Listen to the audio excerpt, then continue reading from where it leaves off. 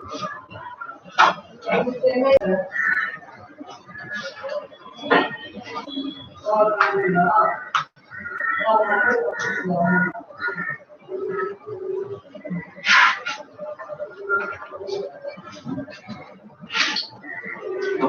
Happy morning, students. Welcome to RJR Academy. This is biology session. Happy morning. All right. So welcome to this session, guys. So there's a slight, 20 minutes delay. So now we'll start. Good morning. Good morning, everyone. Okay, we'll start with this session today. So today is the day for biology. We'll start with this session. That is the new chapter today. That is human reproduction that we're going to start. Okay, I hope you are doing all essential and sufficient practice at home.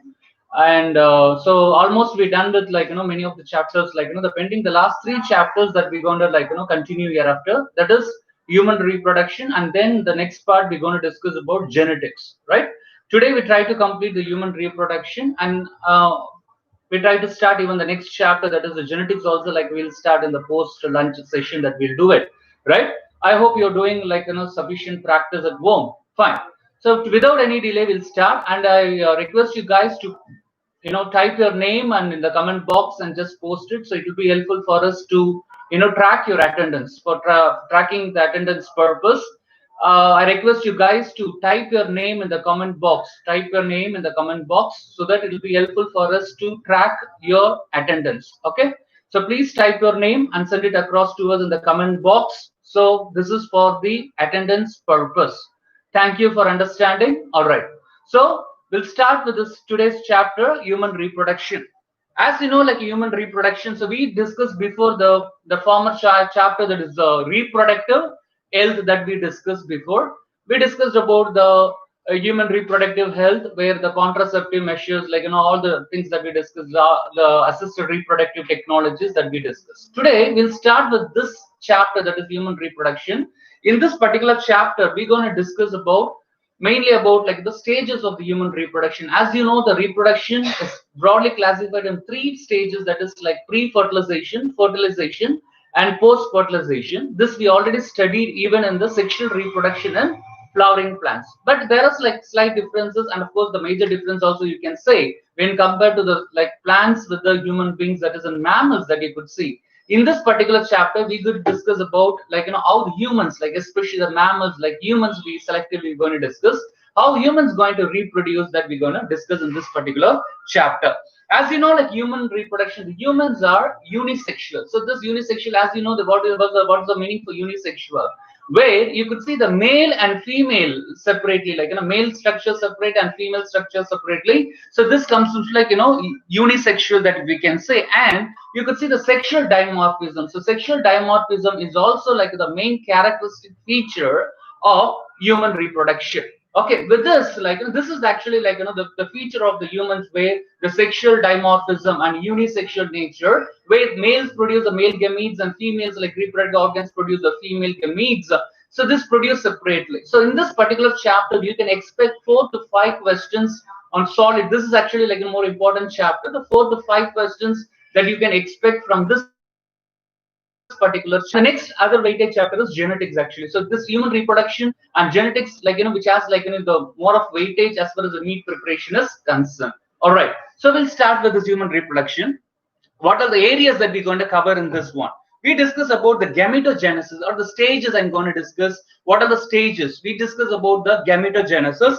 We discuss insemination, then fertilization, and we discuss about the division, then the cleavage or segmentation we talk about, and then we discuss about implantation. Then we talk about bastula formation, the bastulation, then gastrulation, then germ layer formation. So of the ectoderm, mesoderm, endoderm, these germ layer formation, and we discuss about the fate. What will be the fate of the ectoderm, mesoderm, endoderm? This also we're going to discuss in this particular chapter. And organogenesis, how the organs are getting formed, and patrician, that is the childbirth, that we're going to discuss. At last, we're going to discuss about gestation. These are the different phases the stages that the human reproduction that we're going to discuss. All right. So without any delay, we'll start with the human reproduction. So first we'll start with the male reproductive system. The male reproductive system, where the primary sex organ, the male reproductive organ, and the secondary reproductive organs like accessory organs and copulatory organs that we're going to discuss. Then the female reproductive system, where the female reproductive organ, these are all the things that we're gonna discuss actually. As Krish said, like gametogenesis, insemination, fertilization, cleavage, implantation, you see the placentation, glandulation, organogenesis, protrusion, then gestation. Can you tell me what is the gestation period for the human beings? Because in mammals, like it keeps varying, right? What is the gestation period for human beings? As far as humans are concerned, what is it? Just in days we take it as, it is the 10 months like or 9 months that you take, right? So what is the gestation period in days, like approximately it comes like in case of human beings. So we're going to complete all these parts, and also at last we're going to discuss about the reproductive disorders also we discussed. I hope you can recollect in the previous chapter the reproductive health. Reproductive disorders, like where the couples approach the fertility centers for in vitro fertilization, where we discussed about assisted reproductive technologies. Okay, so 6 months is the gestation period, so it's like 280 days, right? So 280 days is the gestation, exactly, Shweta. 280 days is the gestation period, so approximately it comes for the human beings. Okay, so and then we discussed about the menstrual cycle, the phases which involves in the menstrual cycle, and the hormonal control of the menstrual cycle that we're going to discuss in this particular chapter. And at last we discussed about the parental care and the colostrum and all these parts that we can conclude in this chapter. Okay, we'll start with this chapter, the human reproduction. First we'll start with the male reproductive system. Before the male reproductive system, we'll start with the lifespan and reproduction. Coming to the lifespan and reproduction, as we discussed before itself, in the reproductive part itself, we discussed the lifespan and reproduction, the period. So when you talk about the period of birth, from the birth to the natural death of an organism, which represents what? Which represents, one sec. So this represents, so the period from the birth to the natural death of an organism represents its lifespan. So we discussed already when we talk about the reproduction in organisms, we discussed where the lifespan which keeps varying from organisms to organisms. Can you tell me what will be the approximate lifespan for human beings? What will be the approximate lifespan when you go for like biblical age and all? Like we have evidence of a man lived on this earth for like 115 years, like 120 years, like even 180 years, like. But what is actually the natural the lifespan where you could see in the human beings, where you could see like maybe like 100 years, because due to the lifestyle fluctuations, இன்னைக்கு வந்து வாழ்வாதாரங்களுக்கு மாறுறதுனால, now you could see like the conditions where the lifespan is also getting reduced to 80, maybe like 100, that we can say 100 years. But now it's also like 80 to 100 years, like that we can approximately range that we can talk about. There 70 plus that you can say, right? So but you should remember here, it's not actually like any natural calamities. Here we're talking about the natural death. The period from birth to the natural death of an organism represents the lifespan. Next, the reproduction. What is the reproduction? Reproduction, it's a process that results in the formation of new individuals of the same kind like that of the parents, through usually with a slight genetic, structural, and physiological variation. So this actually we call it as a reproduction. But in mammals, I already told you, in mammals, where in humans we talk about, it's a unisexual. What is unisexual?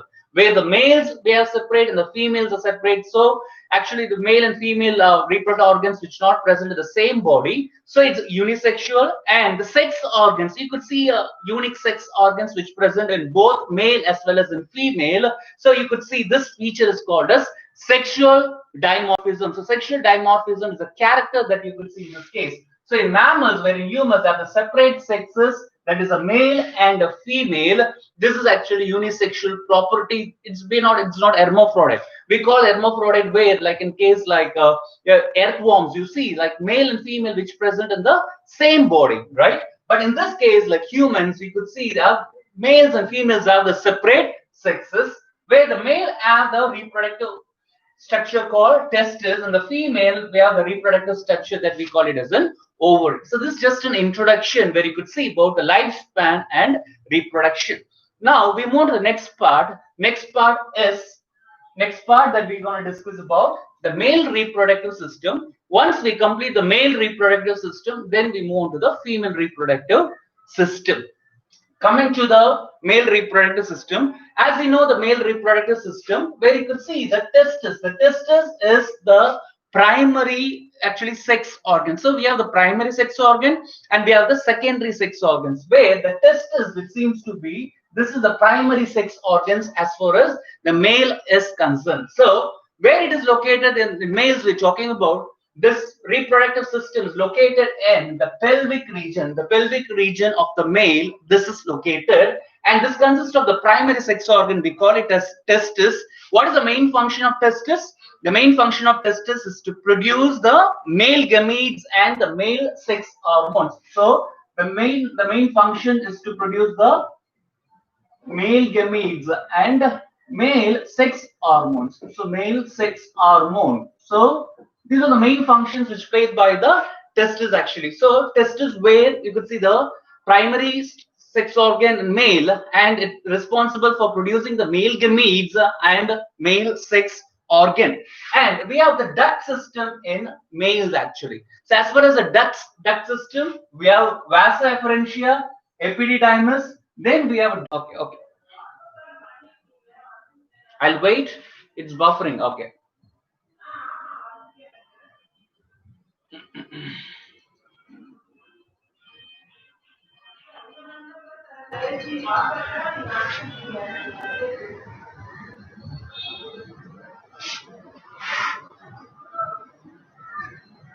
Okay, I'm waiting. So it's buffering. We'll wait for some time.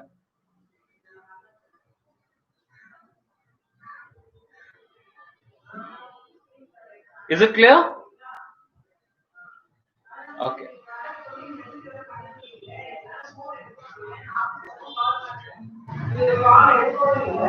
Okay, now it's clear.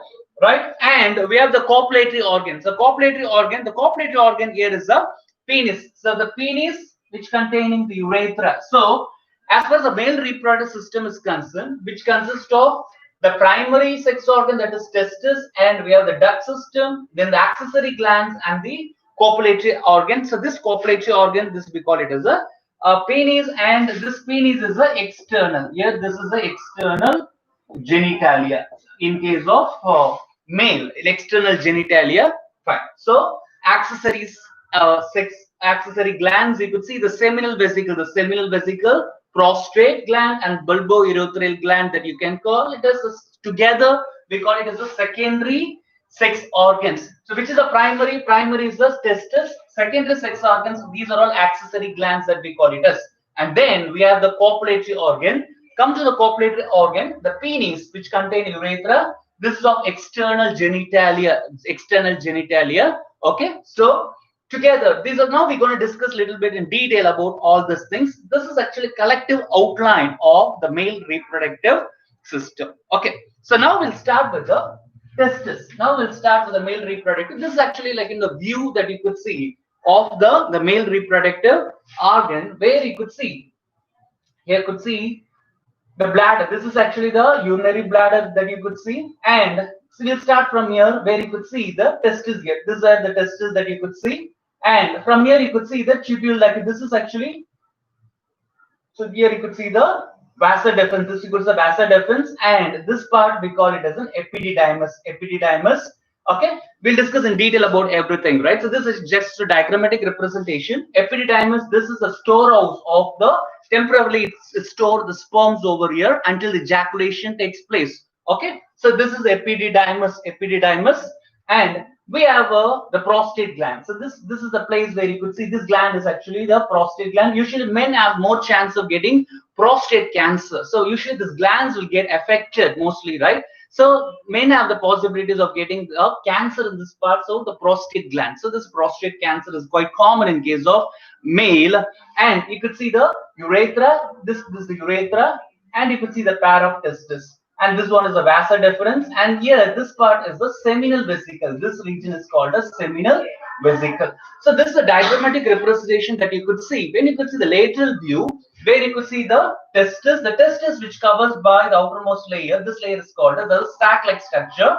This is called as scrotum. This is called as scrotum.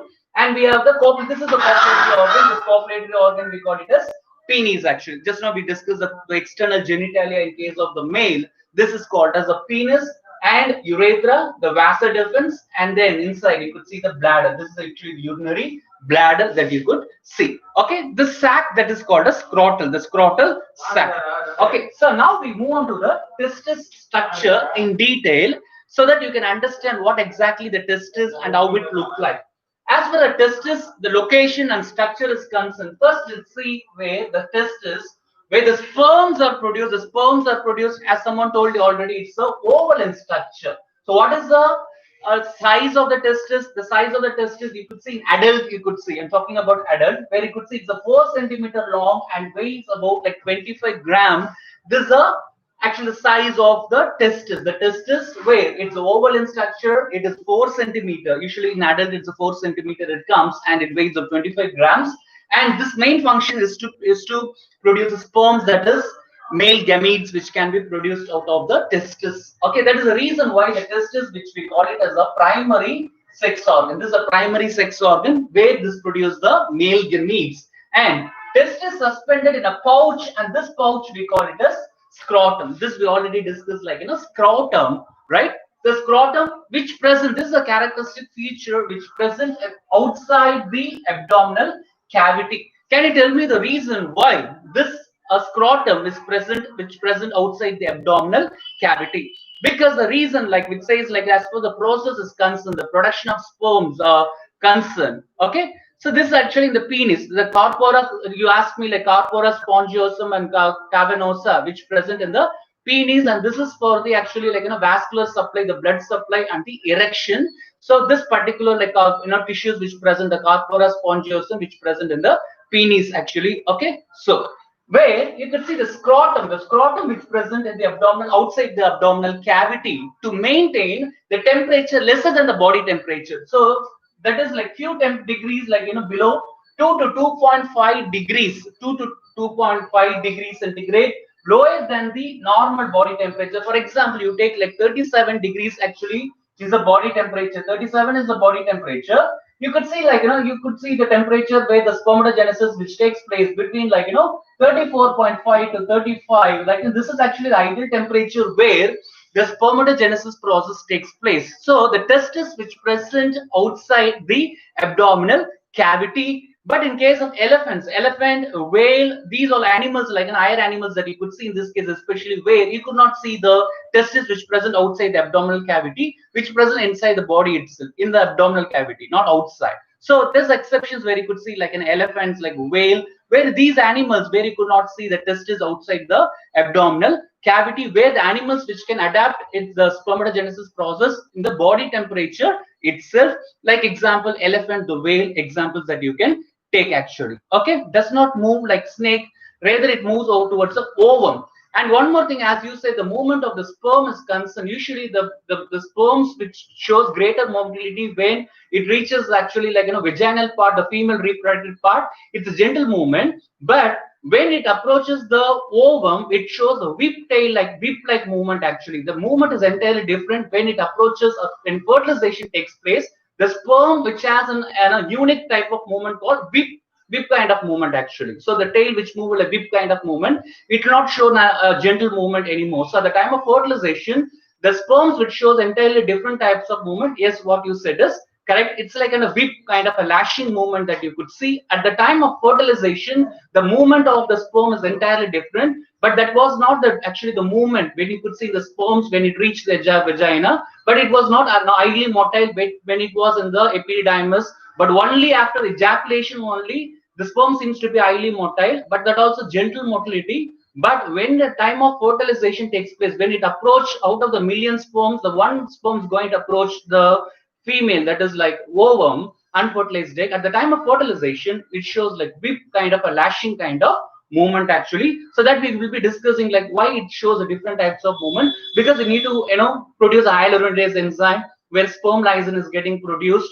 right? Capacitation, we call it as sperm capacitation. This particular process, the maturation takes place, we call it as capacitation, right? The sperm capacitation is an ideal feature which makes the sperms to move like lashing or like whip kind of movement. This will be discussing very shortly at the time of fertilization. Okay, fine. Okay, sperms does not move like a snake. It's not like a snake. It's a kind of what you it's a whip. It's a whip kind of movement. It's not like a snake. It's a kind of like whip kind of movement and gentle movement in the beginning that you can see. All right. So coming to this part where we discussed about the previous part, I mean the optimal temperature, where the scrotum which present outside. This is because of the reason. The reason is because, what is the reason?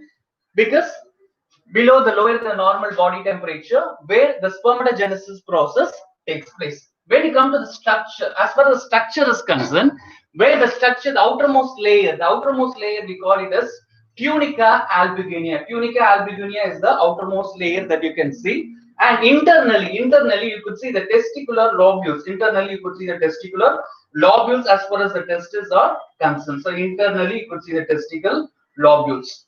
Fine. So testicular lobules, each containing the seminiferous tubules. So inside you could see the outermost layer is called as tunica albuginea, and internally you could see each containing the seminiferous tubules, like 70 to 80 centimeter. The size of the seminiferous tubule, is 70 to 80 centimeter, and the type of cells which present inside. Now I'm going to show you the lateral section also, where the type of cells you could see the spermatogonia, Leydig cells, and the Sertoli cells. These are all the things that you could see present inside the testis. The lateral section, when you could see the testis, you could see the spermatogonia, the Leydig cells, and the Sertoli cells. All these things that you could see inside. And Leydig cells, which plays a very important role in producing the hormone. This is a very important question. Often they'll ask this question.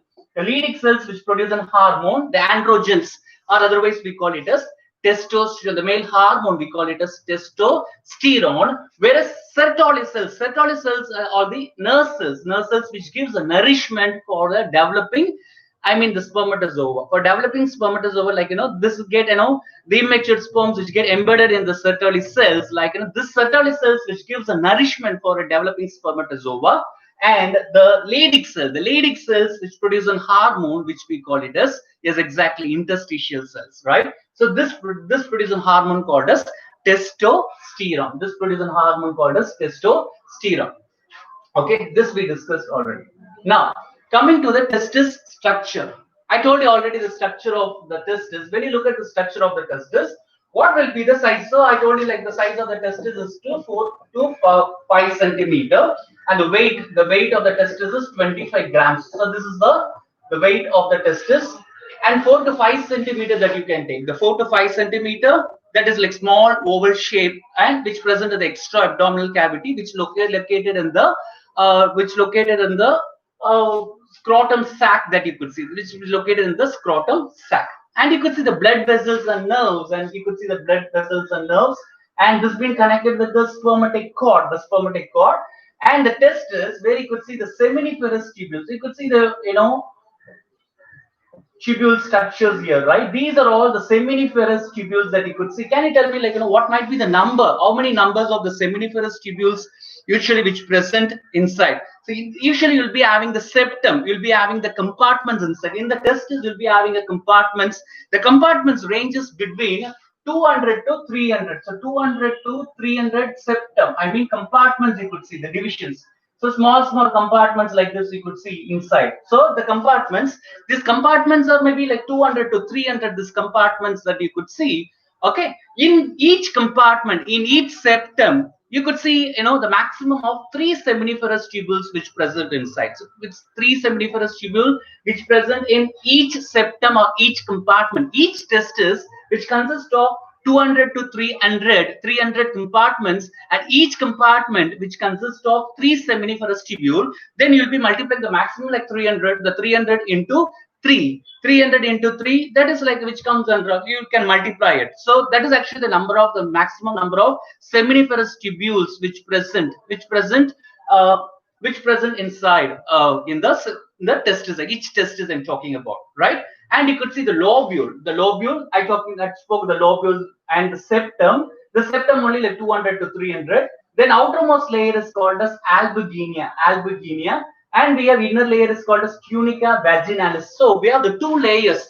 The outer layer is called as tunica albuginea, and inner layer of the testis we call it as tunica vaginalis. Vaginalis. Okay, and there's a cavity in between. We have the cavity, and this cavity we call it as the cavity of tunica vaginalis. Tunica vaginalis. Fine.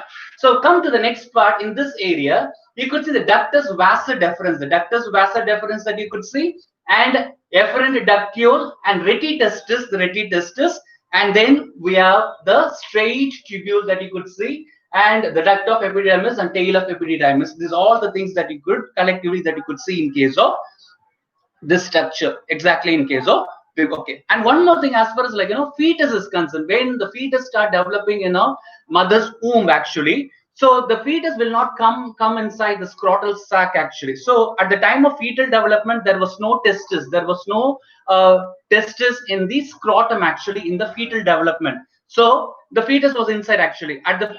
When after the fetal development takes place, later only what will happen? The testis descends. The testis comes down and fill it in the scrotum actually. But in the fetal development, you cannot expect the testis present in the scrotal sac. At the later stage of the development only, the testis descends and just come inside, and which present inside the scrotal sac-like structure. And there is a canal we could see actually in the testis where the scrotal sacs. This canal is called as inguinal canal. The inguinal canal which present, and where we could see there we have the coelom called as vaginal coelom. This vaginal coelom which filled with hydrocele. This vaginal coelom which filled with the hydrocele. This filled with the hydrocele. Okay, so we have the vaginal coelom, the coelom that you could see inside. This is a hydrocele, and this actually the layer. You can ask me what is the function of this layers which you could see, the tunica albuginea, tunica vaginalis, where you could see these actually which adjust with the external temperature, because temperature thermoregulation that we're talking about, right? Where the temperature, external temperature which keeps varying, this helps to adjust with the external temperature. வெளியில இருக்க temperature எப்படி இருந்தாலும் அதுக்கேத்த மாதிரி adjust பண்ணிக்கிறதுக்கு இந்த layers use ஆகும். And also this helps the testis avoid squeezing actually. Squeeze ஆகாம பாதுகாக்கிறதுக்கும் இந்த layers use ஆகும். So, and can you tell me the temperature of the scrotum is maintained by a special type of muscle actually. Can you name the type of muscle there you could see inside? Where in this part here, the scrotum where you could see a specialized type of muscle, and this muscle which helps in maintaining the temperature irrespective whatever the external temperature are there. But the scrotum which consists of special type of muscle, what is the name of the muscle which helps the scrotum to maintain appropriate temperature for the spermatogenesis? Okay, spermatogenesis. Okay, fine. But after the treatment, I told in the last video itself, they can reproduce or not, because the 60% of the couples which approach the ART, out of that 60%, 30% of the couples only they become fertile actually. The fertility rate is actually only the 50%. Out of 60, the 50%, the chance of they'll become fertile once again. The remaining 50%, there are no chances. This is what actually the statistics says actually. Even after the treatment, the deficient with the hormone, whether the male or a female, the approach with the in vitro fertilization technique, and where you could see, this type of technique may be not beneficial or helpful for all the couples, right? So 50% chance where they can regain the capacity where they can fertilize it. Okay, here you could see the specialized type of muscle where you could see in the scrotum which consists of Dertus muscles. There is a type of muscles called as Dertus muscle. Dertus, D-R-T-O-S. The Dertus muscle, this muscle which present in the scrotum, this is responsible. This type of this muscle is responsible for maintaining appropriate temperature irrespective what are the temperature which is prevailing outside. So this, the name of the muscle is called as Dertus muscle. Okay, fine. Dertus muscle. So we're done with the testis, and this is the transfer section. When you see the transfer section, right? As for transfer section, you could see here, you could see the cells of the Leydig. I told you already the Leydig. So here you could see the Leydig cells, right? The Leydig cells which play very important role in you could see this is responsible for the production of the hormone, that is testosterone, and you could see the blood vessels all over here and the cortical stroma that you could see, and these are the seminiferous tubules. Can you see this area? These are the seminiferous tubules that you can see, and this is a basal lamina and the cells of the Leydig. These are again the cells of Leydig. And inside the seminiferous tubules, you could see also the Sertoli cells, which gives the nourishment for a developing embryo. So this is the transfer section of the testis for your reference. So when you see the transfer sections, you could see the germ cells and the Sertoli cells. I told you the Sertoli cells, otherwise called as nerve cells.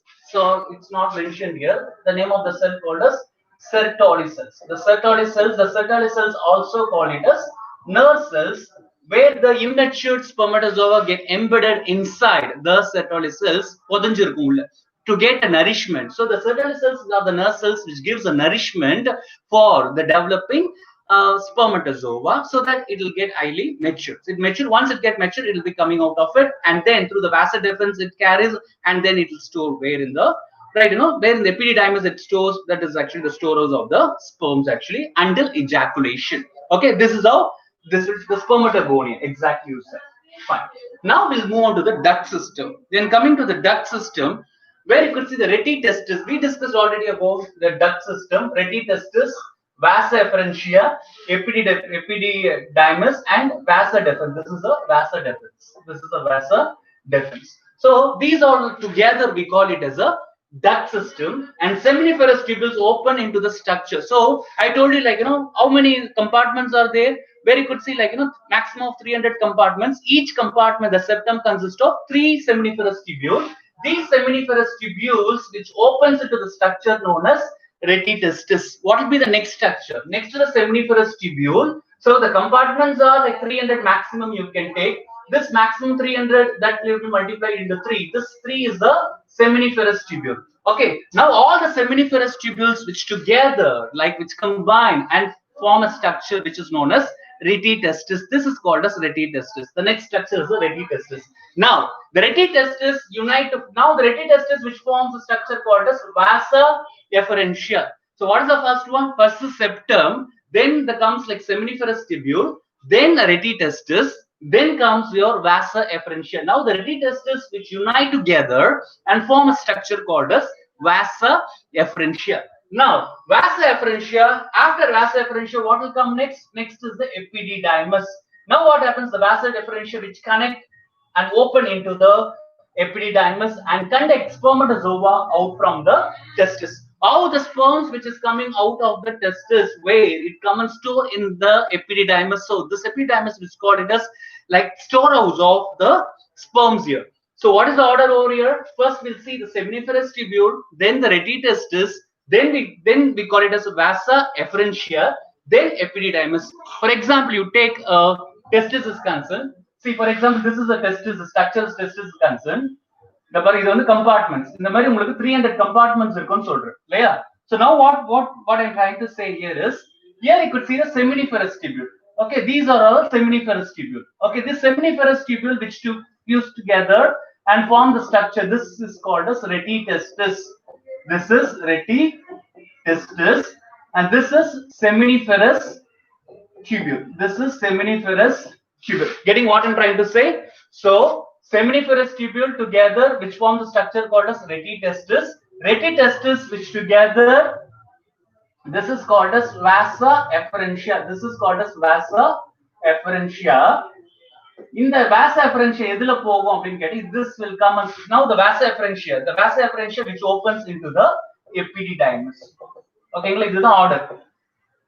So in the produce of sperms first is seminiferous tubule, then the retitestis, then comes vasa efferentia, then it comes and stored in the epididymis. In the order note paniking. So first is seminiferous tubule. In the so for example, 300 compartments. Each compartment will be having the 3 For example, like sometimes 2 இருக்கலாம், 3 தான் இருக்கணும் இல்ல, sometimes 2 or sometimes 3, like it depends. So it has like seminiferous tubule. இந்த எல்லா seminiferous tubule தான் எதுல வந்து சேரும்னு கேட்டீங்கன்னா, which will come and fuse together in the retitestis. எல்லா retitestisம் சேர்றது தான் vasa efferentia. எல்லா இடத்துல இருந்து வர அந்த vasa efferentia which will come together and form the epididymis, where this epididymis is a storehouse of the sperms. இங்க தான் வந்து என்ன இருக்கும்னா உங்களோட sperms எல்லாமே வந்து என்ன, அதாவது semen where the fluid எல்லாமே வந்து என்ன இருக்கும்னு கேட்டீங்கன்னா ஸ்டோர் ஆயிருக்கும். At the time of ejaculation, epididymisல இருந்து என்ன ஆயிருக்கும்னா உங்களுடைய semen, I mean the spermatozoa which will be come. Okay. Okay, so this semen will come outside. So this is the until the epididymis, we are clear. Now epididymis, where you could see, is about 6 meters long. So when you see the size of the epididymis which is around like 6 meters long, 6 meters long, and which is having the tail, the head part mari irukum epididymis, and also the other tail part. So altogether it's a 6 meters long. It temporarily stores spermatozoa, and where the sperms are inert, non-motile and immature. Epididymis குள்ள இருக்கும்போது sperms வந்து inertா இருக்கும், non-motile, அங்க motility இருக்காது. So it seems to be non-motile and it is immature, where it still seems to be like immature, where you could see in the epididymis. At the time of ejaculation, at the ejaculation முடியற அந்த டைம்ல தான் என்ன ஆகும்னா the sperms will start becoming motile completely. Okay, right? So it undergoes like maturation, where like immature, but it will be stored where the fluid, in the fluid உள்ள இருந்து again it will try to take in the seminal fluid ல இருந்து என்ன ஆகும், again it will take the nourishments and everything, but complete வந்து ஒரு full motility, full stretchல எங்க எப்ப நடக்கும் கேட்டீங்கன்னா at the time of ejaculation, when it approaches the female reproductive tract only, it attains complete maturations, where it goes and it approaches the fertilized egg actually. Yes, it's a too long only. The epididymis, where you could see like 6 meters long, that you could see actually in this case. Okay, so this we done the seminiferous, the tubule, the 6 meters long, but it is in the folded form. Epididymis is being a fold, compact fold ஆயிருக்கும். So 6 meters long and makes them so motile and mature. So later part what happens, it temporarily stores, and then what happens, like where the sperm which stores there in the immature forms, where it attains a maturity, and the time of ejaculation it will be completely mature. வெளியில வரும்போது sperms என்ன ஆயிருக்கும்னா கம்ப்ளீட்டா mature ஆயிருக்கும். Fine. Next is the ductus deferens. We discuss the ductus deferens, which conducts spermatozoa from the epididymis ல இருந்து அடுத்த structure வரப்போகுது. Next வரதுன்னா ductus deferens. This is called it as ductus deferens. Now this collect the sperms from the the epididymis, and then what happened? So this collect from the epididymis to the base of the urinary bladder, then it opens to the prostate, and the terminal part is called as ampulla. Then who is doing this? This is actually the vasa deferens, we call it as, that is the ductus deferens, which collect the sperms from what? Sperms from what? Sperms from the epididymis. So order clear up புரிஞ்சுக்குங்க. First seminiferous tubule, then retitestis, then comes what? The vasa efferentia, then epididymis, then comes your vasa deferens. So this is the order that you can see. The sperm duct also you can talk it as. And next is the urethra. Finally, the sperms it comes to the urethra, where the urethra is 18 to 20 centimeter long and extends through the penis, this is called as urethral meatus. This called it as urethral meatus. Eventually, where the penis, which acts like a both for the urine as well as the bigger urethra, which carries your sperm, the semen, and also this carries your what is it called? Your urine. So this acts like dual functions, where this extends through the penis, and this is called urethral meatus. So together we call it as vasa deferens. Yes, the vasa deferens. Okay, either ductus deferens சொல்லுவோம் இல்ல vasa deferens we can say it as vasa deferens. DEFERNS or vasa deferens. Next, accessory glands. இதெல்லாம் வந்து accessory glands. இப்போ நம்ம பார்த்திருக்கிறது வந்து duct பார்த்தோம், testis பத்தி பார்த்தோம். Next we discuss about accessory glands. Accessory glands we're going to discuss about prostate gland, seminal vesicle, bulbourethral gland. This is otherwise called as Cowper's gland. The prostate gland is concerned, which is made up of 30 to 50 compound tubuloalveolar glands, below the urinary bladder. So just below the urinary bladder, where you could see 30 to 40, I mean 50 plus, like compound tubular alveolar glands which present. This is actually the pair you could see. That is pair, that is a prostate gland.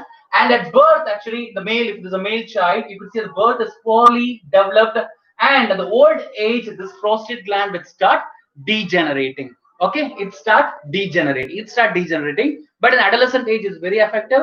But in the poorly developed, in case of the birth, and in the old age, it degenerates. I think it's buffering again.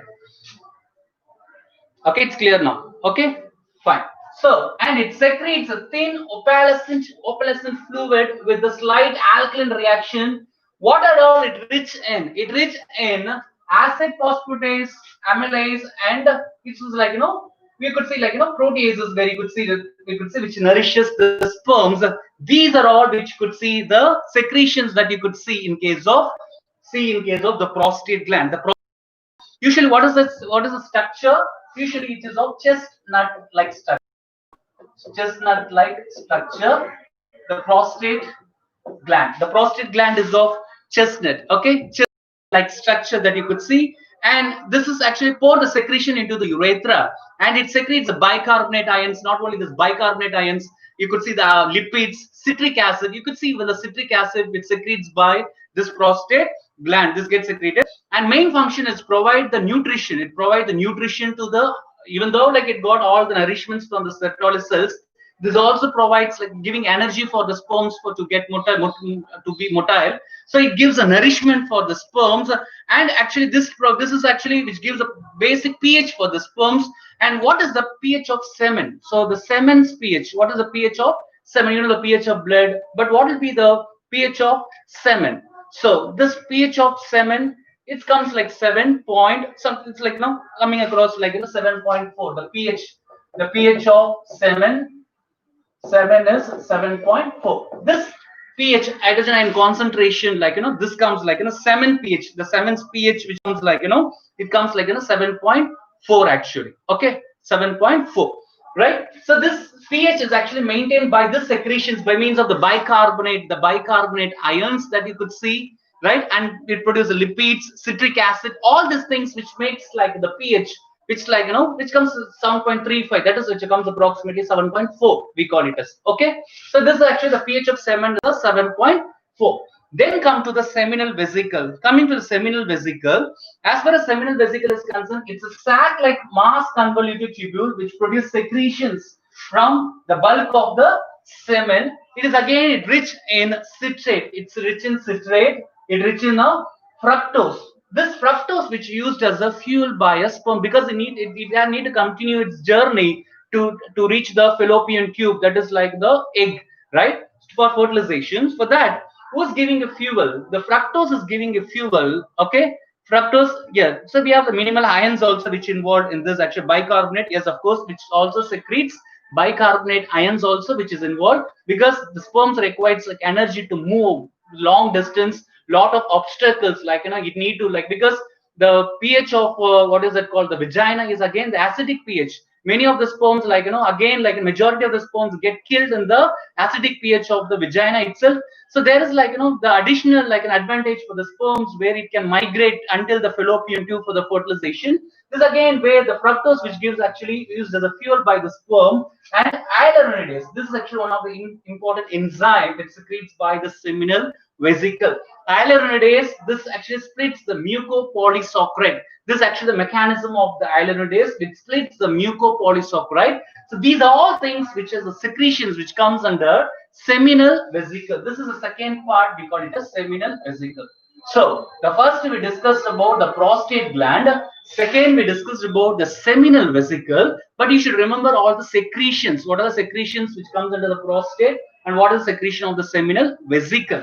Then comes the bulbourethral gland. Coming to the bulbourethral gland, this otherwise called, the other name for bulbourethral gland is a Cowper's gland. Cowper's gland, where you could see the pair of pea-sized glands attached to the urethra below, just beneath the prostate gland, that you could see this gland, Cowper's gland. Before ejaculation, the secrete alkaline, viscid, and the mucus fluid which secretes which gland? The Cowper's gland which secretes, and it lubricates. it lubricate urethra, and it cleanses acidic urine. These are all actually the main functions which played by the corpus gland. And where you could see the corpus gland, where it is a mucus, main function that you can see, two main function, it secretes mucus, and second thing is for lubrication. So lubrication and mucus production, these two are the main functions of corpus gland, where the secretion of glands, when you take the semen, when you take the, for example, seminal plasma, we call it as, when you take the seminal plasma, where you could see the 10, only the 10% only you could see the sperms actually, only the 10% only you could see the sperms. What will be the remaining 90%? The remaining 90% will be what? What will be the remaining 90%? This is actually seminal plasma we're talking about. I'm talking about the semen. Where in the seminal plasma, the semen, where you could see, where you see like only the 10%, only the 10% only you could see the sperms. The remaining 90%, where you could see the secretions of the glands. All the secretions which comes to this 90%, all the secretions of the bulbourethral gland, you could see the seminal vesicle, the prostate gland, all these which comes for 90%, and the remaining only the 10% which occupies the sperms, I mean like spermatozoa. This is actually, we call it a seminal plasma or the seminal fluid, or we call it a semen, that we call it as. So don't think like semen which consists of full of sperms. It consists only the 10%, but that this 10% which gets reduced, which going even less than like 2% like that, then only like, you know, the deficiency comes, that we're going to discuss, where the male which seems to be eunuchs or infertile males, we discuss about all the conditions very shortly. So this is about the seminal fluid. Next we go on to the penis. As far as the penis is concerned, as we told you, we discussed already, the penis, where you could see it's a copulatory organ. This is the external genitalia. The external genitalia, as far as the male is concerned, the penis. Whereas the penis is front of the scrotum, it's a cylindrical structure for the passage of the semen. So it can be used for the passage of semen, as well as it can be used for the passage of urine. For dual purpose, this penis can be, because of the external genitalia, this can be used actually, and it helps in a transfer of semen to the female reproductive tract. So this is actually the place where the intercourse, where this copulate, that's the reason we call it as a copulatory organs. This penis which acts like, you know, the copulatory organ, I mean at the time of intercourse, which transfer the male gamete to the female reproductive system actually. So female reproductive tract especially. So this is a muscular organ which having the erectile tissues. Previously, one of you asked the question, like, you know, it's having a special type of tissues, like, you know, what is the type of tissue? It's having like corpora cavernosa and corpora spongiosum. So corpora cavernosa and spongiosum. Let me write it over here. Corpora spongiosum. This is corpora spongiosum and corpora cavernosa. So these are the two types of, like, you know, the erectile tissues that you could see. These type of tissues that you could see in this case, where the corpora spongiosum and the corpora cavernosa, these two type of tissues, when you see the transverse section of the penis, you can see these type of the tissues, the vascular tissues and the muscular, where the tissues that you could see, the corpora spongiosum and the corpora cavernosa, and these actually, this is responsible for the erection of the penis actually. The erection of the penis, where these, you know, tissues which plays a very important role as far as the penis is concerned. So, and also like this increases the blood circulation. Very shortly we're going to discuss about the hormonal control. This also again which comes under the influence of the hormones. These hormones which directly, like, you know, which involves for the erection of the penis by activating the corpora spongiosum and the corpora cavernosa, which makes the penis rigid and the erect actually. So this because of the corpora spongiosum and corpora cavernosa. And the tip of penis which enlarges and forms a glands which is covered by very thin and sensitive fold of skin. This skin is called as prepuce. The skin that we call it as prepuce, and this is a foreskin. So this is a foreskin.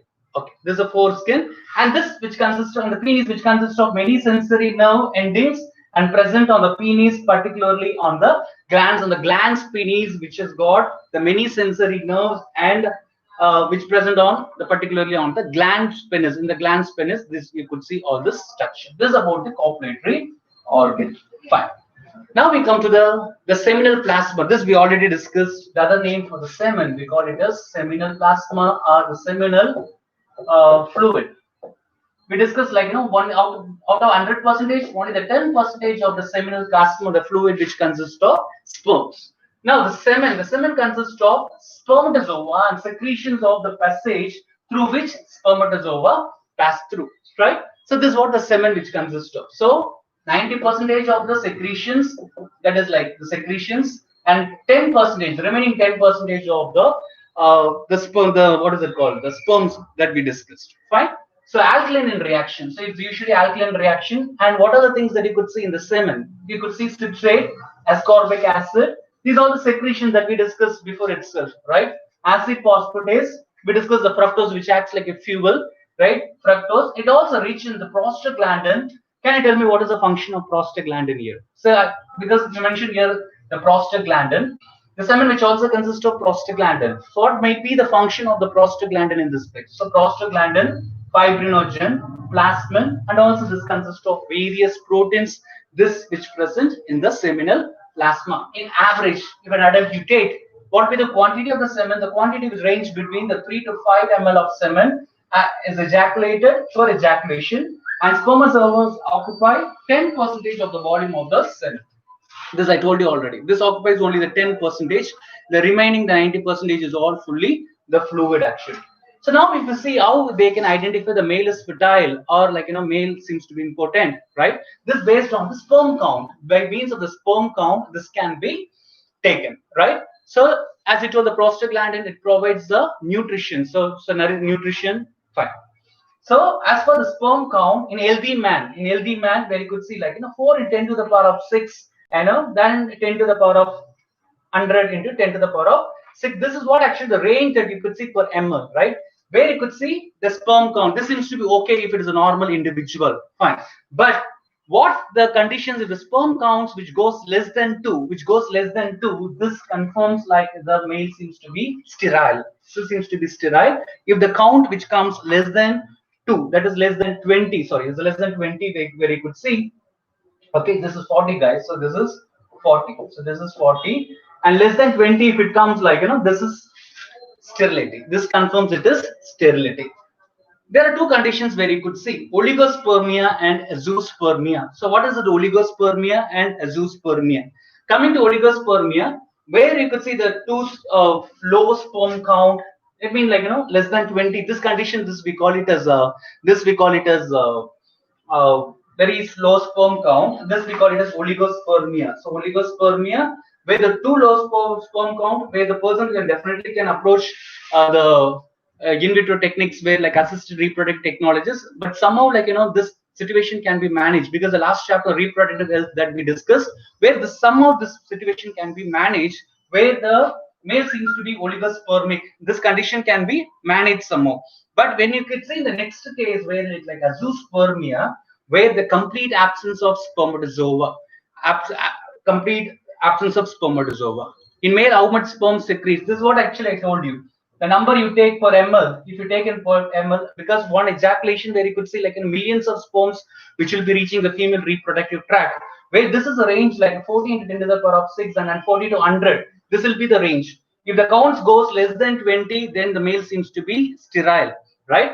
And there is complete absence of the sperms like spermatozoa which present in the semen. Then there is absence of spermatozoa. This condition is called as azoospermia. These two conditions are terminologies that you should remember, where this conditions which says oligospermia and we call it as an azoospermia.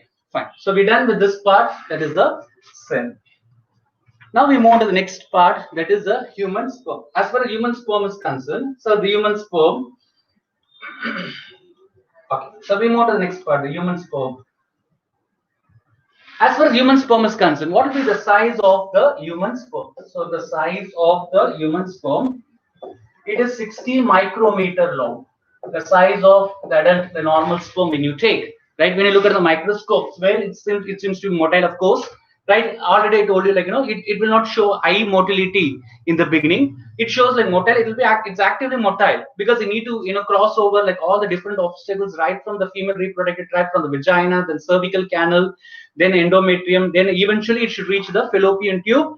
It should go and search for the egg actually. So at the time of fertilization, it shows the whip kind of movement. That is different type of movement that you could see, right? That is not actually the normal movement of the sperms at the time of fertilization. At the time of fertilization, the sperms exhibits, it shows a different types of movement. That is one, the survivor of the fittest, the one particular sperm which is approaching the egg, right, which shows a different type of, because at the time of penetrating the male gamete, the nucleus, right, into the female, I mean the egg, right? So at that time it shows a whip kind of movement.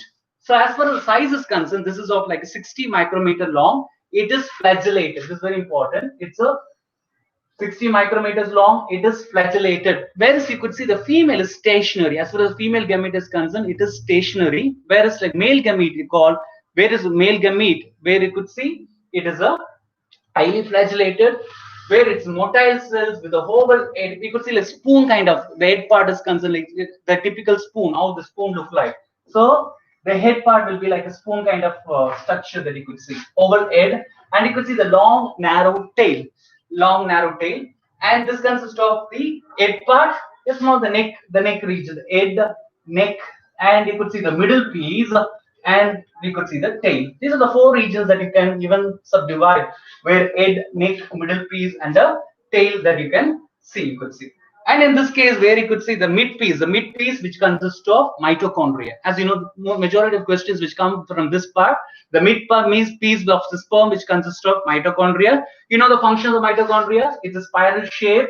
This produces ATP. So adenosine triphosphate. This produces ATP and this gives the energy. So this produces ATP and this gives the energy, so that the tail, this gives ATP, which gives energy, so that the sperms will be actively, it will be activated, and it will be highly motile. So for the motility, for the highly motility, and also like for the penetration, right, for all the remaining purpose to complete eventually to succeed in the fertilization. So this mitochondria is quite sufficient, where like this will be keep on giving energy for the motility, movement, penetrations, and everything.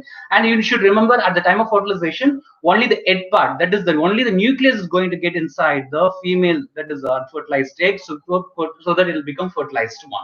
Okay, so this is what actually the head part. This is head part which consists of, because only the head which consists of the nucleus and the tip of the head. And the tip of the head, you could see this acrosome. The tip of the head, you could see the acrosome, and this acrosome which plays an important role for the penetration purpose. At the time of capacitation, or the time of fertilization, we discuss in detail how this acrosome, hyaluronidase enzyme, like how all these like going to approach, like how to clear the corona radiator, and how to going to get inside the zona pellucidia, right? These are all the things that we're going to discuss at the time of fertilization, because now we discuss only about the structure of the human sperm, not the function, right? So you could see the plasma membrane, and you could see the neck part. The neck part is just like a funnel shaped body, and which has got the pair of centrioles. We have the pair of centrioles, the proximal centriole and the distal centrioles. And also you could see the microtubules. Microtubules, what is the arrangement of the microtubules? The microtubules of 9+2 arrangement. This we already studied. So 9+2 is the arrangement of the microtubules, and this get inside the tail. Okay. So this is how actually the sperms, the structure that you should remember. And come to the acrosome. Acrosome, which is made up of the mucopolysaccharide, acid phosphatase, and this is responsible for the penetration of spermatozoa into the ovum actually. So this helps in fertilization. I mean to get the fertilized sperm. Okay, we're done with the structure of the sperm. So as of now, we're done with the male reproductive system. Now we go to the next part. So first part we completed the male reproductive. Now we get into the female reproductive system.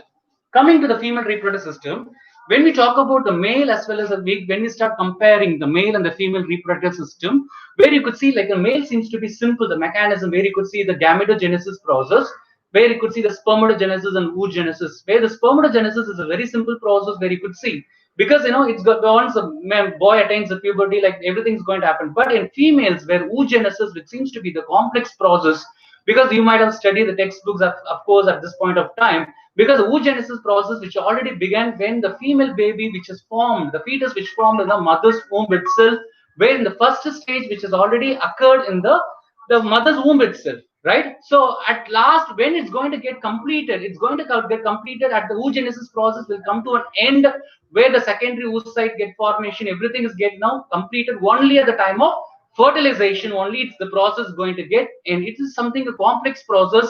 It's not like it's a male. Spermatogenesis is a very simple process. Male, it's entirely simple process, but something it's very complex in case of the females where the sperm count you take, it's also like very simple because the millions of sperms is going to get ejaculated in every ejaculation. But females, there are fixed number, like you could see the 60,000. This is actually the number, right? From this number only throughout the lifetime, what happens, like this one egg is going to get released. So when the oogenesis process which started in the fetal stage itself, but spermatogenesis அப்படி கிடையாது. ஸ்பெர்மடோஜெனிசிஸ் அப்படின்னு பாத்தீங்கன்னா அது வந்து எப்படி நடக்கும், puberty நடக்கிற டைம்ல தான் ஃபுல் ப்ராசஸ் நடக்கும். பட் ஊஜெனிசிஸ் வந்து ஃபீட்டஸ் பெண் குழந்தை வயிற்றுல உருவாக்குற அந்த டைம்லயே வந்து ஊஜெனிசிஸ் ஸ்டார்ட் ஆயிடும். ஆனா அது எப்போ அது ஸ்டார்ட் ஆயிட்டு இட் கெட் ஃப்ரீஸ்ட். ஒரு பாயிண்ட் ஆஃப் டைம்ல என்ன ஆயிடும்னா இந்த பாலிகல்ஸ்ல என்ன ஆயிடும், it get freezed at one point of time. திருப்பி எப்ப ஸ்டார்ட் ஆகும்னா the girl which attains the puberty, this get again like started again.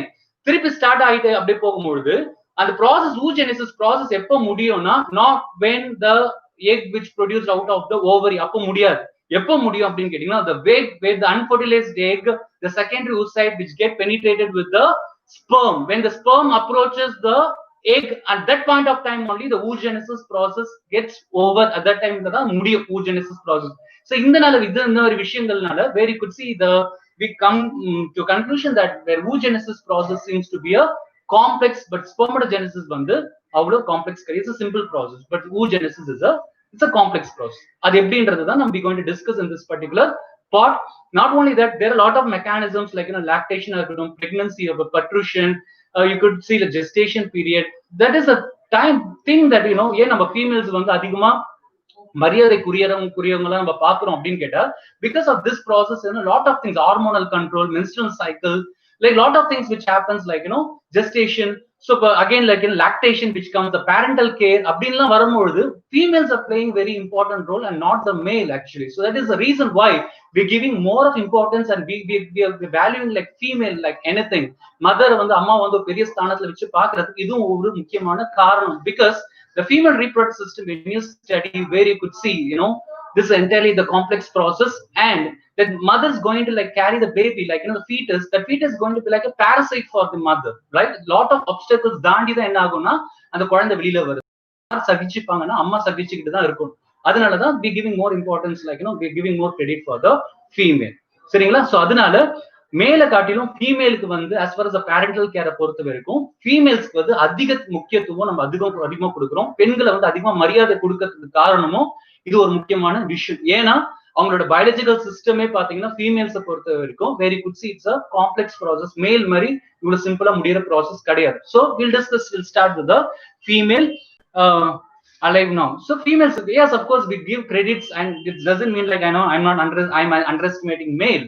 அப்படி கிடையாது. Both are important, but ஒரு படி ஃபீமேல்ஸ்க்கு அதிக இம்பார்ட்டன்ஸ் கொடுக்கறதுக்கு biologically it's proven, because the system, the mechanism that we call it as the female reproductive system வந்து அவங்களுக்கு அந்த மாதிரி இருக்கும். Okay, that we gonna discuss in this part. So we'll start with the female reproductive system பத்தி we'll discuss. Okay, so in between I try to teach in Tamil because majority இங்க அதிகப்படியான students வந்து எல்லாமே English மீடியம்ல இருக்கனால அங்கங்க சில doubts ஏதாவது இருந்துச்சுன்னா நீங்க கேளுங்க. Saravanan like I'll just try to explain in Tamil as well. சரிங்களா? இல்லன்னா you just contact me like I'll try to explain. Okay ba? Because majority of students are from the English stream, so that's the reason I'm trying to, அதனால தான் இங்கிலீஷ்ல இங்க அதிகமா நடத்துறதுனால உங்களுக்கு ஏதாவது doubts இருந்துச்சுன்னா you can ask specifically, so what is the doubt, so that I can explain. Okay, fine. So female reproductive system. Coming to the female reproductive system, as far as the female, it consists of the pair of ovaries. Inga on the testis, the male we could see the testis. Inga வந்து you could see the duct system, and you could see the pair of fallopian tube, uterus, cervix, vagina, and external genitalia in the pelvic region. So these are all together we call it as consistively together we call it the female reproductive system. So we call it as a female reproductive system over here. So coming to this structure, where you could see here could see the fallopian tube. This is the fallopian tube. This part is the fallopian tube, and this finger-like projections where you could see this is a fimbriate. This part is called as fimbriate. This here. fibrae, and this is infundibulum. In the area we call it as infundibulum. And the pair of ovary that you could see here, you could see one ovary, and here you could see an ovary. How this ovary is getting connected? The ovary is connected. Can you tell me the structure? How the ovary is getting connected? Ovary is getting connected. Ovary is getting connected. Okay, mesovarium. So this is called as mesovarium. So this is called as mesovarium. So where you could see the ovary is getting attached to ovary. This is called as mesovarium. Mesovarium. And you have the uterus here. This is a uterus. And we have the cervical canal. This region is called a cervical canal. We call it as a cervix. Cervix. And we have the ectocervix and the endocervix. And cervix, of course, we call it as three types of mesovarium, endometrium. Remember, we just classified it. So we have the outermost part. This is actually vaginal part that you could see. So together, now we're going to discuss in detail about the female reproductive system. Okay, so we move to the next slide. First, we'll start with it's a ovary. Ovary, it seems to be the primary female sex organ. In the male, you could discuss about the testes the same way. In case of female, where you could see the ovary, this seems to be the primary sex organ. Where the ovary is the primary female sex organ, produce ova and secretes estrogen and progesterone. So the main important hormone which secretes here is estrogen. Next part, mesovarium. The structure. As far as structure is concerned, what you could see in the ovary, where it's covered by the germinal epithelium with a single layer of the cubicle cells. You could see the outer cortex. Here it's buffering here. Is it clear? Okay, I'll just wind up by 12 o'clock, and after that we'll have a 15 minutes break, and then again we'll start again. Okay, fine. Fine. Okay. So, outer cortex, you could see the tunica albuginea, where you could see the sac-like masses, which is known as Graafian follicles. I'm going to show the structure where you could see, the ovary structure, and this consists of connective tissues which is said to be stroma and the inner medulla. So outer cortex, the inner medulla, the outer cortex and the inner medulla, right? So I'll give a break after 20 minutes because it's a 1.5 hour session, I believe, right? Okay. Or you need a break now? I'll just take for another 15 minutes and then I'll give you a break. Okay, fine. So this consists of outer cortex and the inner medulla, elastic fibers, blood vessels, and muscle fibers. Okay, fine. Now we move to the internal structure of ovary. As far as ovary concerned, you could see the primary follicles. This is actually the normal thing that you've studied already. The primary follicles, and we have the growing follicles. We call it as like secondary follicles. We call it as. And then after this, what happens? The follicles, which nears to the maturity, which goes to maturity, and which forms a matured Graafian follicles. This forms a matured Graafian follicles. Once the matured Graafian follicles, which forms, where this leads to the release of what? Release of the ovum actually. Can you tell me which day? Which day? Where the egg or ovum is getting released. The ovum is getting released. Usually this occurs in the 14th day. This occurs in the 14th day. This is the ovulatory phase. The ovulation process, what happens like from here, from the ruptured follicles, from the ruptured Graafian follicles, and we could see the release of ovum takes place, and this cavity we could see inside. This we call it as antrum. This is called as antrum, which present inside the Graafian follicle. When the Graafian follicle will start rupturing, so we'll be discussing in detail what are the ovarian changes which occurs in the menstrual cycle. That also we're going to discuss. Just explaining only the structure over here. But when you study the menstrual cycle, you can understand very clearly ovarian changes, hormonal changes, endometrial changes, all these things that you'll be getting in detail. So, especially in the 14th day in the ovulatory phase, what happens 13th to 14th day, what happens?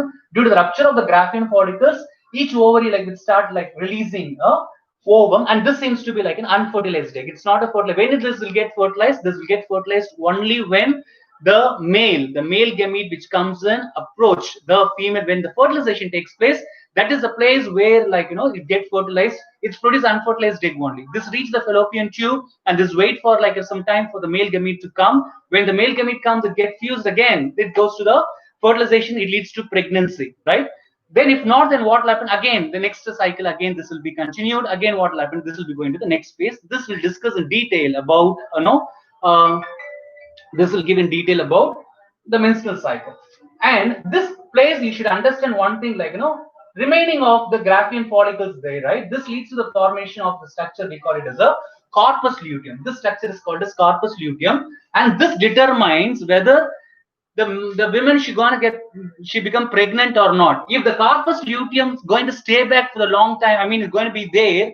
This started producing a hormone called as progesterone. This is going to produce a progesterone. If a corpus luteum வந்து stay back ஓவரிக்குள்ள இருந்துருச்சு அப்படின்னா என்ன அர்த்தம்னா fertilization நடந்துருச்சு அப்போ definitely she's going to become pregnant. So அப்ப என்ன நடக்கும்னு கேட்டீங்கன்னா corpus luteum will start producing one hormone.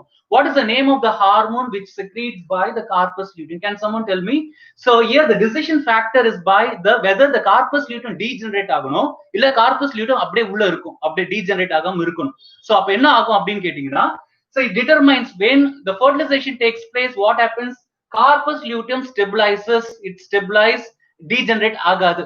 ஒருவேளை fertilization நடக்கல அப்படின்னா என்ன ஆகும்னா corpus luteum will start degenerating and this forms the next structure called as corpus albicans structure form ஆயிடும். Corpus albicans form ஆயிடுச்சுன்னா it means no fertilization means no pregnancy. அப்ப என்ன ஆயிடும்னா next menstrual cycle start ஆயிடும். ஒருவேளை fertilization நடந்துருச்சுன்னா கண்டிப்பா pregnant ஆயிடுவா, women pregnant ஆயிட்டாங்கன்னா then what happens? The corpus luteum will not get degenerated, it stay there in the what is it called, the ovary itself.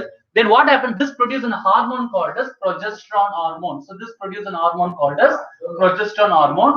This produced by corpus luteum. This is also an important question they'll ask, where what is the name of the hormone which produced by the corpus luteum? So here the decision factor, like ரெண்டு முக்கியமான hormone, estrogen இருக்கு, progesterone இருக்கு. So decision is estrogen produce ஆகணுமா, progesterone produce ஆகணுமா? எப்படின்னா fertilization நடந்துருச்சுன்னா progesterone, fertilization நடக்கல அப்படின்னா oestrogen.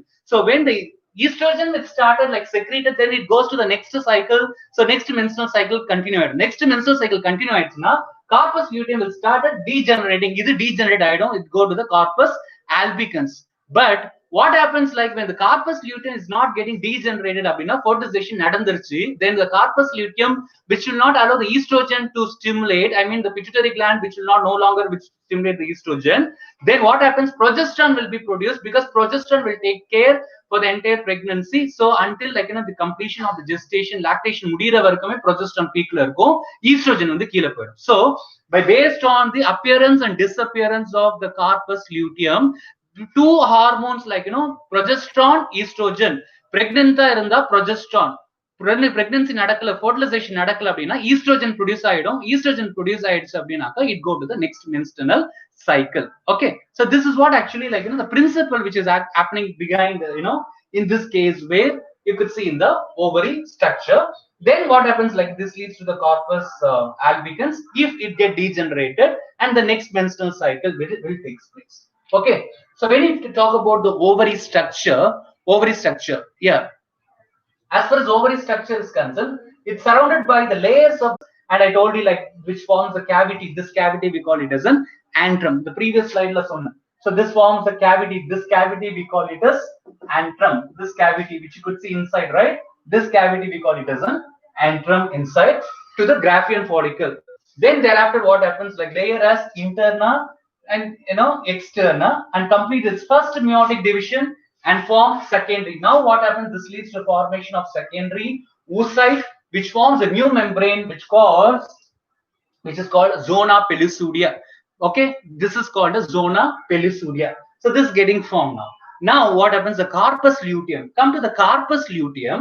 Then I told you the shedding of the ovum is called a ovulation. Occurs nearly 14th day in the ovulation process நடக்கும். இந்த questions often கேட்பாங்க. எந்த டேல 14th டேல தான் usual ovulation which takes place, where the release of like ovum which takes place from the ovary due to the rupture of the Graafian follicles, right?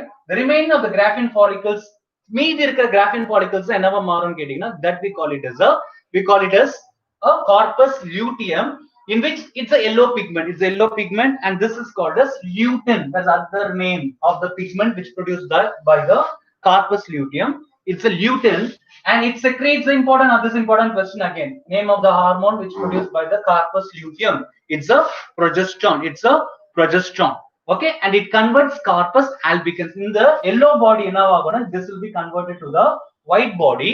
This will become corpus albicans. Epo pregnancy நடக்கல, fertilization நடக்கலன்னா என்ன ஆகும்னா it start degenerating, next estrogen produce பண்ண ஆரம்பிச்சிடும், next menstrual cycle போயிடும்.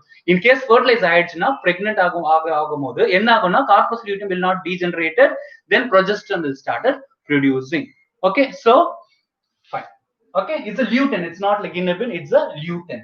Okay, fine. Come to the duct system, the fallopian tube and the uterus. Coming to the fallopian tube receives the ovum, and the size of the fallopian tube is 10 centimeter and in length with the ciliated cells. This is very important. It's the ciliated cells where you could see, because you know the female gamete seems to be stationary. Male sperm mary, female வந்து motile கிடையாது. It's a stationary. யார வந்து female gamete நகர்த்துவாங்க அப்படின்னு கேட்டா the fallopian tubeல இருக்குது cilia. அந்த ciliated epithelial cells என்ன பண்ணுன்னு கேட்டா எதை தள்ளி விடும் அப்படின்னு கேட்டீங்கன்னா இந்த what is that called இந்த ஓவம் fertilized egg வந்து தள்ளி அப்படியே நகர்த்தி கடைசில எங்க கொண்டு வரணும்னா யூட்ரஸ் குள்ள வந்து கொண்டு வந்து நிறுத்தும் implantationக்காக if it is getting fertilized, right? So this occurs, and then you just studied about ectopic pregnancy. What is ectopic pregnancy? The previous chapter itself we discussed something called as ectopic pregnancy. Normal pregnancy la வந்து implantation which usually takes place, where it takes place, it comes and implanted in the uterus, in the endometrium. Then what do you mean by ectopic pregnancy? So ectopic pregnancy is something, a different type of pregnancy. So what do you mean by this? So here you could see the ciliated movement which opened and expanded into the funnel-like structures, which is called as infundibulum. Infundibulum, இந்த finger like projection சொன்னலையா அந்த fimbrial இருக்குன்னா இந்த infundibulum வந்து என்ன பண்ணுன்னு கேட்டீங்கன்னா that captures the egg. ஓவர்ல இருந்து வர egg என்ன பண்ணுன்னா அப்படியே capture பண்ணி எங்க கொண்டு வரும்னு கேட்டீங்கன்னா this will bring into the infundibulum and to the fallopian tube. It leads to the wider part which takes to the ampulla. This takes to the particular region called as, for example, you take, this is the fallopian tube. This is the fallopian tube. This is the ovary எடுத்துக்கிட்டீங்கன்னா இங்க இருந்து வர egg வந்து என்ன பண்ணி collect பண்ணி this is just collected and this come and store over here. This is ampullary region. This is the ampullary region of fallopian tube. This collected, and this is the fimbriae, and this is the fimbriae, and this is the infundibulum part, right? And it comes and like store it over in this case, like to the ampullary region, and as an narrow lumen joins the uterus, the egg migrates to the ciliary movements, air-like structures, like it's a ciliary movement. As you told you very exactly, ectopic pregnancy அப்படின்னா implantation which occurs other than the uterus இல்லாம வேற other areasல வந்து implantation நடந்ததுன்னா it leads to abortion definitely. So இதுக்கு பேரு ectopic pregnancy. Next come to the uterus. The other name for uterus is a womb. We call it as the mother's womb, which forms a pyriform muscular cavity. It is 7 centimeter length and 5 centimeter wide. The size of the uterus is 7 centimeter and 5 centimeter wide, located behind the urinary bladder. Just urinary bladder ku pinadi side irukum idu. Okay, as 3 layers of the tissue. What are the 3 layers that you could see? Perimetrium, myometrium, and we have a endometrium. So where you could see the myometrium oda innor main function enna ketinga, this is responsible for contraction, the uterine wall contraction நடக்கும் தெரியுங்களா, oxytocin produce பண்ணும்போது அப்ப எது contract ஆகும்னா the myometrium will get contracted. So the myometrium will get contracted, so this plays a very important role in the contraction during the pregnancy. Then the endometrium is highly vascular and it's rich in the glands and undergoes cyclical changes and menstrual cycle. So here the uterus acts as a support system. So on the whole, uterus or the main function என்னன்னு கேட்டீங்கன்னா support system which implants the ovum and the fertilized egg வரும்போது implant பண்ணி and which receives a nourishment and complete ஒரு குழந்தை வந்து 280 நாள் அந்த இடத்துல இருந்து இம்ப்ளான்ட் ஆகி வளர்றதுக்கு உண்டான எல்லா விதமான சாத்தியங்களை உருவாக்குறது யாருன்னு கேட்டா இந்த endometrium தான். Whereas mesometrium is for the contraction that only occurs in the time of delivery of the child. But this receives a new nourishment and everything. So endometrium konjam weak ah irunduchi, endometrium uterine wall proper ah illana, the child, the mother will not get conceived. Inna reproductive health la paathom, that time she need to go for the womb leasing. Nama padichom womb leasing la vandu the female can produce an egg, amma vala karu enna panum mutte எடுக்க ஓவர்ல இருந்து வெளியில வரும், but கரு தரிக்க முடியாது. அப்படின்னா அவங்க யூட்ரஸ்ல ஏதோ ப்ராப்ளம் இருக்கும். அப்ப அந்த மாதிரி சிச்சுவேஷன்ல வந்து she has to go for the womb leasing technique, the surrogate mother, இந்த மாதிரி டெக்னிக்ஸ் எல்லாம் வந்து conditions பார்க்கும். But ectopic pregnancy leads to death அப்படின்னா not all the cases it leads to a death. But sometimes like other than that, like ectopic pregnancy, அம்மாக்கு வேற ஏதாவது சில ப்ராப்ளம்ஸ் ஏதாவது இருக்கிற பட்சத்துல மட்டும் not exactly it leads to death because it leads to abortion of the child. It leads to miscarriage அதிகமா நடக்குமே தவிர serious complication, death in the complications ectopic pregnancyல நடக்காது. ரைட்டா? சோ அதுல வந்து in vitro fertilization, assisted reproductive technologies மூலமா we can get a solution for this particular type of women. Okay, this is about the next duct system. Female reproductive system முடிச்சோம்னா I'll give you a break. Okay, just 5-10 minutes only. Okay, as far as duct system is concerned, cervix. As far as cervix is concerned, lower narrow part of the uterus, and this is the mucous membrane which occupies ciliated and non-ciliated. There are two type of epithelium you could see in the cervix. Okay, cervix. Appo cervix நீங்க இதுல கேட்டி how can find this ectopic pregnancy? Ectopic pregnancy ல வந்து hot flushes அதிகமா இருக்கும், giddiness இருக்கும். Up sometimes like இது periods வந்து menses வந்து கொஞ்சம் தள்ளி போய் bleeding அந்த மாதிரி சில கண்டிஷன்ஸ் வந்து அதிகமா இருக்கும். ஸோ இந்த மாதிரி கண்டிஷன்ஸ்ல வந்து they can confirm like periods தள்ளி போகும், அந்த மாதிரி எல்லாம் இருக்கும், hot flushes இருக்கும். ஸோ இந்த மாதிரி கேஸ்ல they can diagnose, they can find out their ectopic pregnancy என்னன்றதை கன்ஃபார்ம் பண்ணிக்கலாம். ஏன்னா ப்ராப்பரா வந்து menstrual cycle நடக்காது, periods தள்ளி வரும், முன்னாடி வரும், menses dates மாறும், இந்த மாதிரி நிறைய நடக்கும் ectopic pregnancy, right? So this consists of two types of ciliated and non-ciliated columnar epithelium. Then a part of cervix projects to the upper part of the vagina. See, ஒரு particular part வந்து upper part of the vagina ல இருந்து continue ஆகும். எதுனா cervix. Okay. Next we move to the fourth one, vagina. As far as vagina is concerned, it's a muscular passage about 10 to 15 centimeter long. இதோட size, vagina ஓட size பாத்தீங்கன்னா 10 to 15 centimeter. It's a expandable. That is what actually like expandable. And also like which receives, what is the main function of vagina? Which receives the male penis and spermatozoa during copulation. That is the main function. And emergence of the baby, ஒரு குழந்தை patrician time, child delivery ஆகிற டைம்லயும் through the vagina only what happens like the child which comes, I mean the fetus which comes outside, I mean the baby comes outside. What is actually breech delivery? There is one type of delivery we call it as breech. Normal delivery, நீங்க C section படிச்சிருப்பீங்க, cesarean படிச்சிருப்பீங்க, C section. There is something called as breech. There is one type of delivery we call it as a breech delivery. Okay, so what do you mean by the breech? So is there any particular term, the thing that you can give for a breech? What is a breech delivery we call it as? There's something related with this actually, so that is what I told you, right? So the emergence of the baby into the outside world that occurs which through the outside world, and lined by the stratified squamous epithelium. So what type of epithelium that you could see? The squamous epithelium cell, and this consists of thin mucous membrane, and this we call it as an hymen. So this is a hymen. Actually this get ruptures, the hymen which gets ruptured, and this is the mucous membrane. This get ruptured at the time of like intercourse, sexual intercourse, and that is the reason like often this hymen, the presence of hymen which indicates the virginity in a females most of the cases, but it's not conditionally like where like if the absence of hymen, it doesn't mean like the all the cases we confirm the female is not virgin. Maybe like sports person, athletes, like weightlifters, sometimes like some physical injuries also, sometimes like the hymen, this mucous membrane, this may get ruptured. So this is not always a confirmation tools like in case where hymen determines the virginity of the female actually. Seringla? So sports person there are more chances of the hymen can get ruptured. Okay, and this covers the vaginal. But apart from other cases, the hymen will get ruptures only at the time of the first sexual intercourse. What happens like the hymen will get ruptured. So that is the reason the hymen, presence of hymen which determines the virginity in females, and it breaks during the first sexual intercourse. Fine. So vagina, what is other other function? Vagina moistened by the Bartholin glands. Here மேல வந்து நான் Cowper's glands படிச்சோம் இல்லையா, அதே மாதிரி இங்க ஃபீமேல்ஸ்ல Bartholin glands and mucus secreted by a cervix,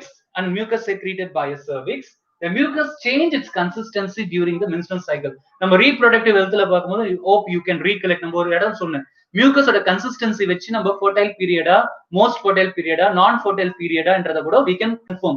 Stickiness and consistency of the mucus வச்சு கூட என்ன பண்ணலாம்னா we can confirm it. This occurs by means of the vagina which produce the mucus secretion. By means of the mucus secretion we can confirm whether the female is in the fertile period or most fertile period or non fertile period. This is about the vagina. Next, the last part we come to this is the female external genitalia. Come to the female external genitalia, where you could see the external genitalia of females collectively known as vulva. We call it as vulva with a round pad of fatty tissues known as mons pubis, which that we call it as a mons pubis. Every penis when it's a male external copulatory organ go. Adhe madri, in case of female, where you could see the mons pubis. The folds of the fatty tissues are labia majora. This we call it as upper lip and the lower lip. Labia majora and the labia minora. This we call it as upper and the lower lip, which enclose the vestibule of the urethra, which enclose the vestibule of the urethra and vagina, which enclose it. Okay. Now, vagina is partially covered by hymen. This we already discussed. And we have something called as clitoris here. Clitoris is a tiny finger-like structure which lies at the upper junction of the two labia minora.